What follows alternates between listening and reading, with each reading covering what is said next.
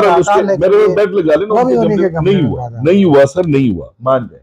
اچھا بہرحال وہ جو اس گملے میں جو پیدا ہوئے تھے، ٹھیک ہے جی، ان کا سٹیک ہے اور سب سے بڑا سٹیک اسٹیبلشمنٹ کا ہے. میں آج کا نہیں، اب میں رک کر بات کروں گا تو میں پچھلے 30 سال سے یہ کہہ رہا ہوں کہ بھائی میرے فرض کریں جب سے پاکستان بنا 1947 سے لے کر اب تک پاکستان کا 100 روپیہ چوری ہوا ہے. فرض کر لیں کہ 100 روپیہ چوری ہوا ہے، 100 میں سے 25 روپے نواز شریف اور زرداری کھا گئے، باقی 75 کون کھا گئے یار؟ کوئی اس کا بھی حساب دے گا میں؟ اصل ایشو یہ ہے بھائی، دیکھیں یہ تو بدقسمتی ہے نا شعیب راجہ صاحب، ہم تو بار بار کہتے ہیں. اب جن کو یہ ڈر ہے نا کہ اگر ان کو 25 والوں کو پوچھا گیا تو 75 والے کیسے بچیں گے؟ جی کامن سینس کی بات ہے نا، اگر 25 والوں سے پوچھا گیا تو 75 والے کیسے بچیں گے؟